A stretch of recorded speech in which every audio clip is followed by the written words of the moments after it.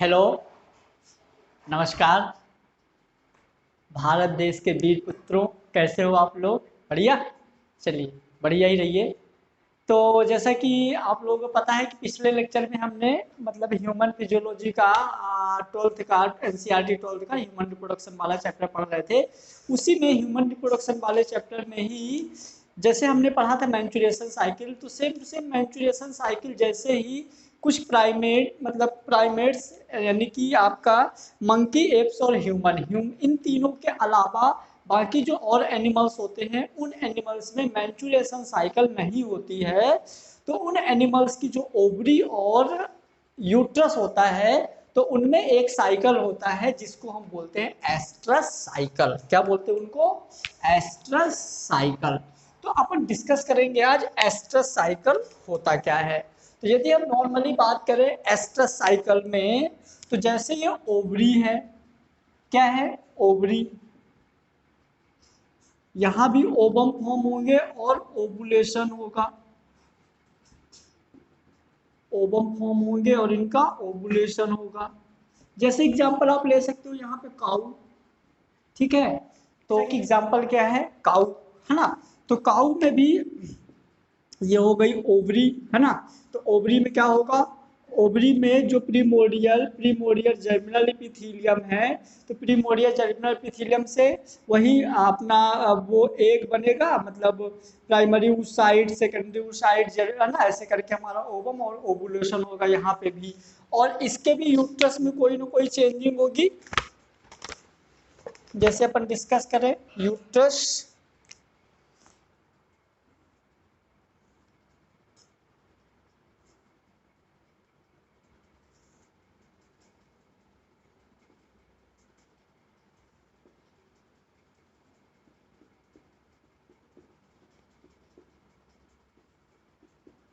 यदि हम यूट्रस का डिस्कस करें, तो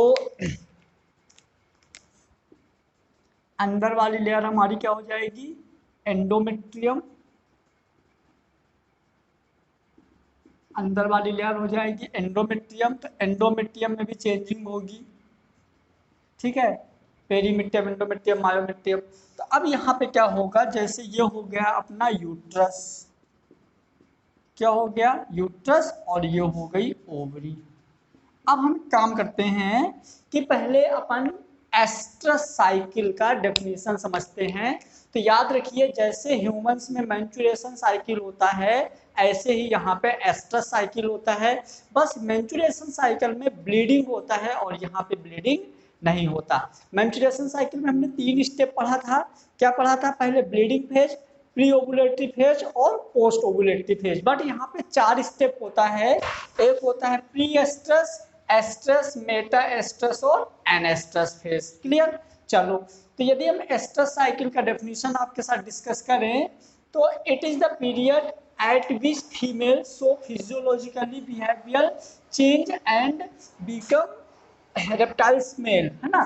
तो regulate change in the regular change in ovary and uterus is called oestrus cycle. यदि ओवरी और यूट्रस में रेगुलरली चेंज होता है तो हम उसको बोलेंगे क्या? Oestrus cycle. अभी हम आपसे इनमें डिस्कस करेंगे क्या चेंजिंग होती है।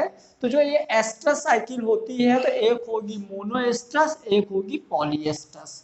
मोनोएस्ट्रस यानी कि पूरी लाइफ में एक बार होगा एस्ट्रस साइकिल। पॉलीएस्ट्रस में होगा more than one oestrus cycle, है ना। तो जो एनिमल्स होंगे, या तो पूरी लाइफ टाइम में एक बार एस्ट्रस साइकिल होगी तो उसको हम बोलेंगे मोनोएस्ट्रस, या एक से ज्यादा बार एस्ट्रस साइकिल होगी तो हम उसको बोलेंगे पॉलीएस्ट्रस। अब एस्ट्रस साइकिल में क्या होती है? तो जो ये हमारे चारों हैं, pre oestrus cycle, oestrus cycle, meta oestrus और एनेस्ट्रस साइकिल, तो इन हम चारों को आप लोगों के साथ अलग अलग डिस्कस करेंगे। तो पहले हम देखते हैं एस्ट्रस साइकिल। क्या देखते हैं? Oestrus cycle.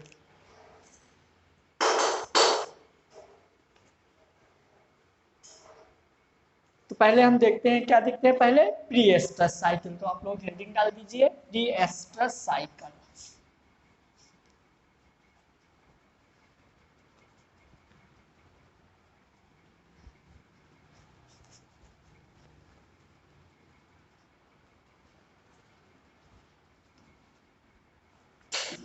पहला अपन हेडिंग डाल दीजिए प्री एस्ट्रस साइकिल।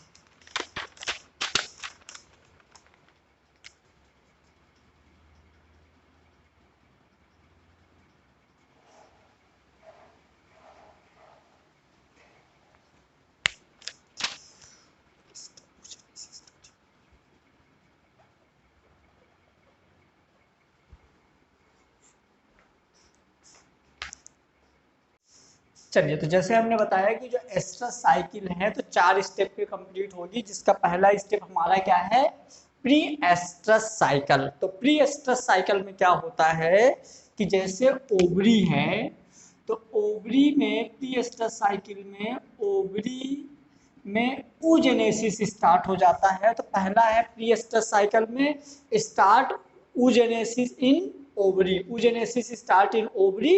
और दूसरा एस्ट्रोजन लेवल कम होने लगता है ना, यानी कि यूट्रस में एस्ट्रोजन का लेवल कम होने लगता है।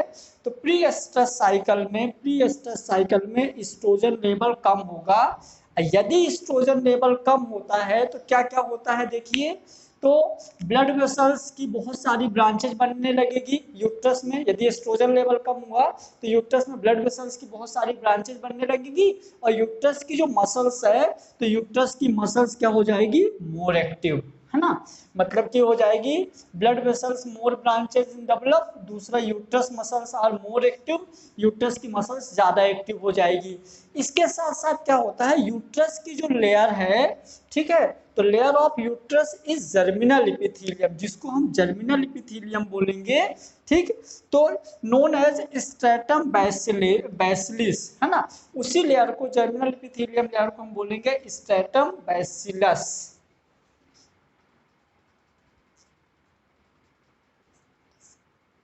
स्ट्रेटम बैसिलिस,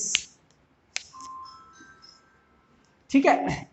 तो जैसे a layer of uterus is germinal epithelium, जो कि है ना स्ट्रेटेड होती है, स्ट्रेटेड इपिथीलियम होती है, ठीक। उसको हम बोलेंगे स्ट्रेटम बैसिलिस। क्या बोलेंगे, स्ट्रेटम बैसिलिस।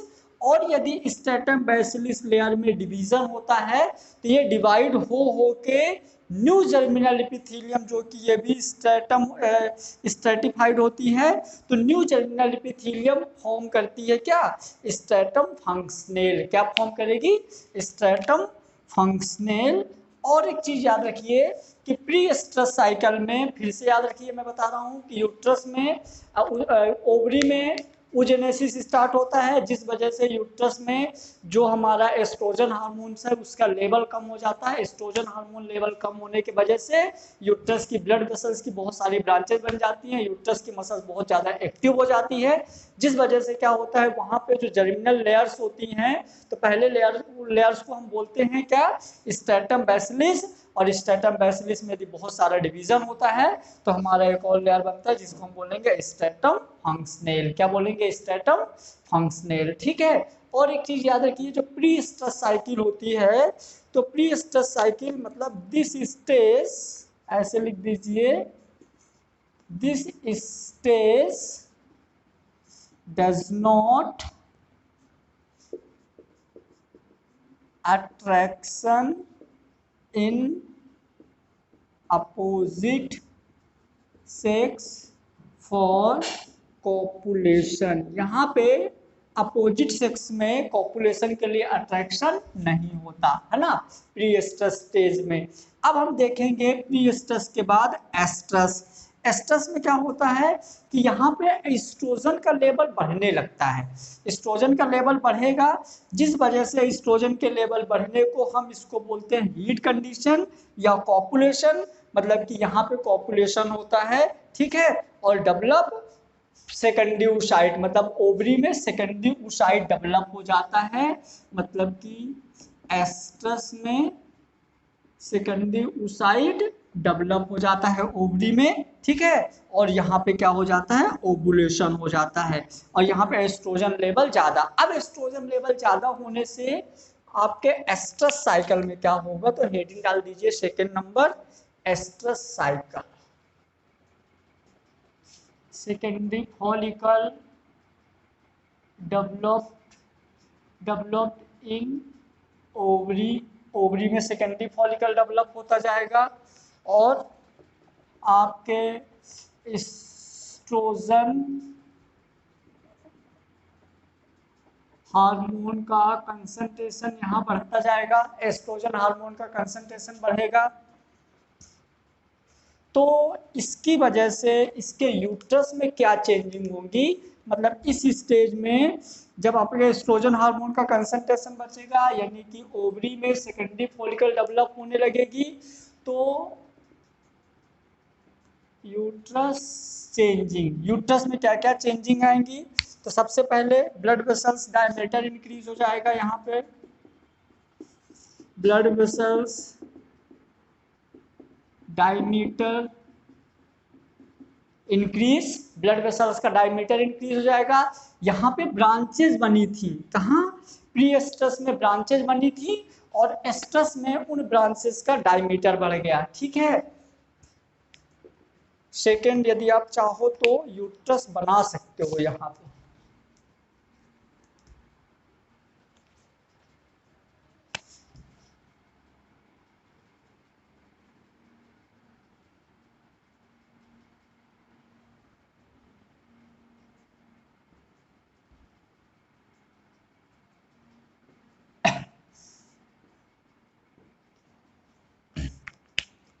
पहले वाले में क्या हुआ था, ब्रांचेज बनी थी, है ना।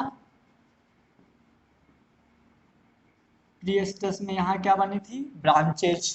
अब इस वाले में क्या हुआ, एस्ट्रस में इन ब्रांचेज में क्या हुआ, विड्थ, मतलब इनका डायमीटर बढ़ने लगा, मतलब ये ब्रांचेज मोटी होने लगी, ये ब्रांचेज मोटी होने लगी।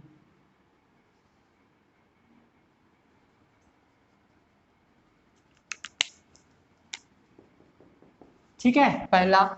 दूसरा यहाँ पे क्या हुआ, ब्लड सर्कुलेशन फास्ट हो गया,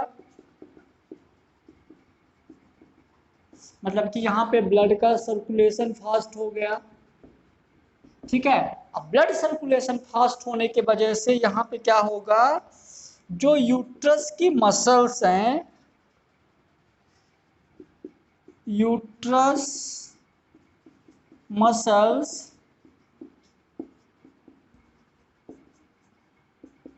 divide from uterus muscles divide from new thick layer, new thick layer are called myometrium। मतलब कि यहाँ पे यदि ब्लड सर्कुलेशन फास्ट हो गया, ब्लड वेसल्स, तो यहाँ पे यूट्रस की जो लेयर है, तो यूट्रस की लेयर में एक थिक लेयर मसल्स बनने लगती है, थिक लेयर मसल्स बनने लगती है, जिसको हम क्या बोलते हैं, मायोमेट्रियम। क्या बोलेंगे इसको, मायोमेट्रियम, ठीक है। और इसी वाले में फॉर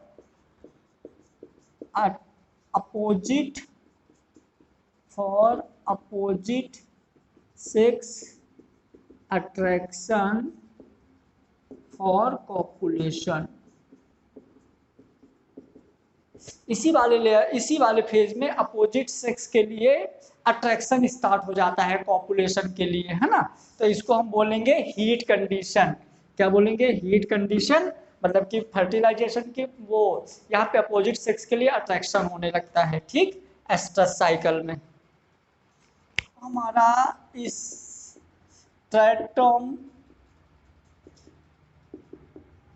फंक्शनल, जो स्ट्रैटम फंक्शनल लेयर थी, तो stratum functional cell are increase and form a new connective tissue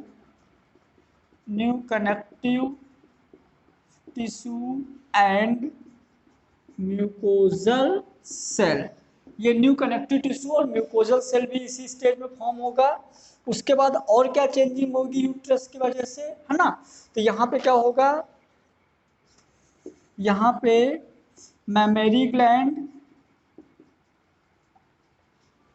memory gland are also increase, memory gland increase होने लगेगी, है ना, एस्ट्रस साइट, एस्ट्रस में ही।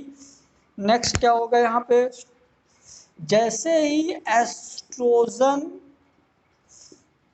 का कंसंट्रेशन बढ़ेगा, एस्ट्रोजन का कंसंट्रेशन बढ़ने से, एस्ट्रोजन का कंसंट्रेशन बढ़ने से हम इसको सेक्स अर्ज भी बोलेंगे। क्या बोलेंगे, सेक्स अर्ज। मतलब सेक्स अर्ज मतलब ये होता है अपोजिट सेक्स के लिए मैक्सिमम अट्रैक्शन। मतलब सेक्स अर्ज मतलब कि इस टाइम पे सेक्स करने का सबसे ज़्यादा सेंसेशन या सेंसेशन होता है। मतलब इस टाइम पे जब मतलब एस्ट्रोजन का कंसंट्रेशन बढ़ने से और सेक्स कंडीशन बहुत हाई हो जाती है, जिसको हम बोलेंगे सेक्स अर्ज। क्या बोलेंगे, सेक्स अर्ज। फिर अब हम देख लेते हैं एस्ट्रस के बाद मेटा एस्ट्रस क्या होता है, क्या देख लेते हैं। चलिए अब हम देखते हैं मेटा एस्ट्रस। क्या देखते हैं, मेटा एस्ट्रस। तो मेटा एस्ट्रस में क्या होता है, मेटा एस्ट्रस में fertilization absent so normal pregnancy यदि आर कॉल्ड स्यूडो प्रेगनेंसी। यदि मान लीजिए फर्टिलाइजेशन नहीं हुआ, मतलब कि जैसे यहाँ पे ओवम आया, ओवरी से ओवम यहाँ आया और कॉपुलेशन नहीं हुआ, कॉपुलेशन ना होने की वजह से स्पर्म यहाँ नहीं पहुँच पाया, स्पर्म यदि यहाँ नहीं पहुँच पाया, उस टाइम पे भी यूट्रस प्रिपेयर्ड हो जाता है। और यूट्रस प्रिपेयर्ड होने के वजह से यहाँ मेंस्ट्रुएशन साइकिल से ब्लीडिंग तो होती नहीं है, तो भी ऐसा हमको लगता है कि वो की नॉर्मल प्रेगनेंसी ही है। ऐसा लगता है कि एनिमल प्रेग्नेंट है, जिसको हम बोल देते हैं स्यूडो प्रेगनेंसी। क्या बोल देते हैं, स्यूडो प्रेगनेंसी।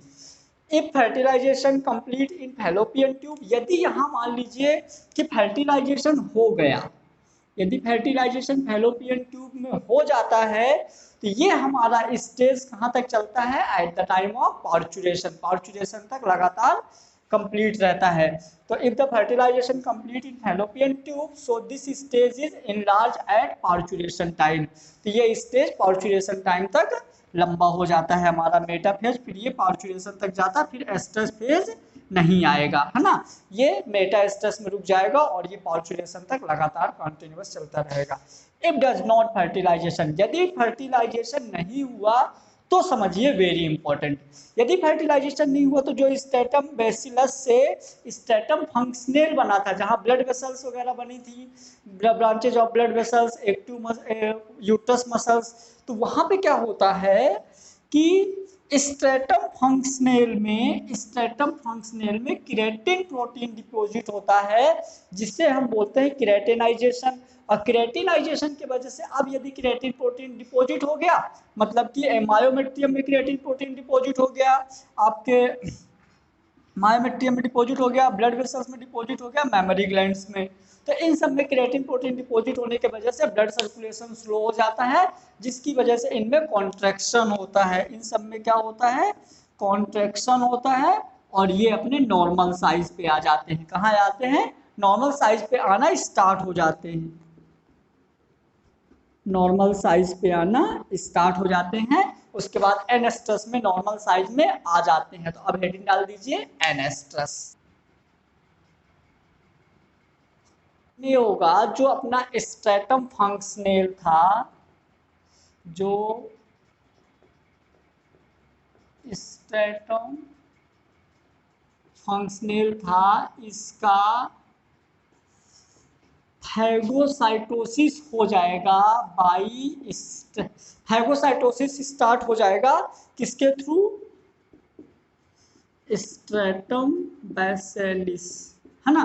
स्ट्रेटम बैसिलिस जो है इसका फैगोसाइटोसिस करने लगेगी, ठीक है। मतलब कि जो स्ट्रेटम फंक्शनल था, तो स्ट्रेटम बैसिलस इसका फैगोसाइटोसिस करने लगेगी। मतलब स्ट्रेटम बैसिलस सेल जो रहती हैं, तो स्ट्रेटम फंक्शनल सेल का फैगोसाइटोसिस करने लग जाएगी, ठीक। उसके बाद देखिए जो मेमोरी ग्लैंड, मायोमेट्रियम और आपका मेमोरी ग्लैंड, मायोमेट्रियम और ब्लड वेसल्स, इनमें क्या होगा, कंप्लीट कॉन्ट्रैक्शन के वजह से ये अपने नॉर्मल साइज पर आ जाएंगी, कंप्लीट नॉर्मल साइज पे आ जाएंगी। ठीक है, कंप्लीट नॉर्मल साइज पे आ जाएंगी। और एक चीज याद रखिएगा, जो एनेस्ट्रस साइकिल होती है, दो साइकिल के बीच की स्टेप होती है। ठीक है, मतलब कि प्रीएस्ट्रस, एस्ट्रस, मेटाएस्ट्रस। एनेस्ट्रस मतलब कि जैसे एनेस्ट्रस हुई मतलब न्यू साइकिल स्टार्ट हो जाएगा, है ना, इसलिए इसको हम इंटरमीडिएट ऑफ एस्ट्रस साइकिल भी बोलेंगे, है ना। Interface stage of two oestrus cycle, आप ऐसा बोल सकते हो इसको, interface stage of two oestrus cycle. आपका एस्ट्रस साइकिल, यहाँ से भी कभी कभी आपके नीट में एग्जाम में क्वेश्चंस आते हैं, तो आप लोग इसको अच्छे से प्रिपेयर कर लीजिए, ज़्यादा बड़ा नहीं है। एक बार मैं आप लोगों को फटाफट रिवीजन करवा देता हूँ। तो जो एस्ट्रस साइकिल होता है ये किन में होता है, आपके एनिमल्स जो हैं, एप्स, ह्यूमन और मंकी को छोड़ दो, जितने भी प्राइमेट्स एनिमल्स हुए उन सब में एस्ट्रस साइकिल होती है, जो कि 4 स्टेप में कंप्लीट होता है। पहला होता है pre oestrus, oestrus, meta oestrus और एनेस्ट्रस। प्री एस्ट्रस साइकिल में क्या होता है, आपका oogenesis स्टार्ट होता है, जिसकी वजह से oogenesis स्टार्ट होता है और वहाँ पे एस्ट्रोजन हार्मोन्स का सिक्रीशन या कंसंट्रेशन कम होता है। एस्ट्रोजन हार्मोन का कंसंट्रेशन कम होने की वजह से क्या होगा, ब्लड वेसल्स की ब्रांचेस बनने लगेंगी। अब ब्लड वेसल्स की ब्रांचेस बनने के बाद जो यूट्रस की मसल्स हैं, तो यूट्रस की मसल्स में क्या होने लगेगा, एक्टिव हो जाएंगे यूट्रस की मसल्स। ठीक है, उसके बाद ये हो गया हमारा कहाँ पे, आपका प्री एस्ट्रस में। आप एस्ट्रस फेज में आइए, एस्ट्रस फेज में जब आएंगे, जैसे आप आएंगे तो यहाँ पे आपका एस्ट्रोजन हार्मोन का कंसंट्रेशन बढ़ जाएगा। एस्ट्रोजन हार्मोन का कंसंट्रेशन बढ़ने की वजह से क्या होगा, यहाँ पे आपका जो ब्लड वेसल्स की ब्रांचेस थी तो उनका डायमीटर बढ़ने लगेगा, ब्लड सर्कुलेशन फास्ट हो जाएगा और जो मसल्स हैं उनमें यूट्रस की मसल्स थिक होती जाएंगी। और यूट्रस की मसल जब थिक होंगी तो जो लेयर होगी उसको हम बोलेंगे स्ट्रैटम बैसिलिस, जिनमें डिवाइड होकर एक न्यू लेयर फॉर्म होगी जिसको हम बोलेंगे स्ट्रैटम फंक्शनल। क्या बोलेंगे, स्ट्रैटम फंक्शनल। और इसी लेयर में क्या होगा, आपका स्ट्रेस हार्मोन से ज़्यादा सिक्रीट होने की वजह से हम इसको बोलेंगे हीट कंडीशन, या कि यहाँ पे अपोजिट सेक्स के लिए अट्रैक्शन होना स्टार्ट हो जाएगा, जिसको हम बोलेंगे सेक्स अर्ज। ठीक है, उसके बाद यदि यहाँ पे होगा ओवुलेशन, ओवुलेशन के बाद हम नेक्स्ट बात करेंगे मेटास्टेस। यदि मेटास्टेस फेज में फर्टिलाइजेशन होता है तो ये स्टेज आपको कहाँ तक, पार्चुरेशन तक रुक जाएगा। लेकिन यदि फर्टिलाइजेशन नहीं होता है, तो फर्टिलाइजेशन नहीं होगा तो यहाँ पे आपका प्रोजेस्टेरॉन लेवल कम होने लगेगा, ज़्यादा होने लगेगा। यदि मान लीजिए यहाँ फर्टिलाइजेशन नहीं होता है, तो फर्टिलाइजेशन ना होने की वजह से जो स्ट्रैटम फंक्शनल है उसमें क्या होगा, क्रिएटिन प्रोटीन डिपॉजिट हो जाएगा, जिसको हम क्रिएटिनाइजेशन बोलेंगे। और क्रिएटिनाइजेशन की वजह से क्या होगा कि जो मायोमेट्रियम ब्लड वेसल्स और मेमोरी ग्लैंड्स थी, इनका जो साइज इंक्रीज हो गया था, तो क्रिएटिन प्रोटीन डिपॉजिट होने की वजह से ब्लड सर्कुलेशन स्लो हो जाएगा, कम हो जाएगा। ब्लड सर्कुलेशन कम होने की वजह से ये अपने नॉर्मल साइज में आना स्टार्ट हो जाएंगी। ठीक है, और जैसे हम जाएंगे एनेस्ट्रस में तो ये कंप्लीट अपने नॉर्मल साइज पे आ जाएंगी। और स्ट्रैटम फंक्शनल जो लेयर थी, तो स्ट्रैटम बैसिलस द्वारा उसका क्या हो जाएगा, फैगोसाइटोसिस होने लगेगा और ये अपना अगेन फिर से हमारी साइकिल चलने लगेगी। तो ये हो गया हमारा क्या, एस्ट्रस साइकिल। ठीक है, चलिए थैंक यू सो मच, बढ़िया से नोट कर लीजिए, समझ लीजिए, 1 या 2 क्वेश्चन इसका आता है एग्जाम में। ठीक।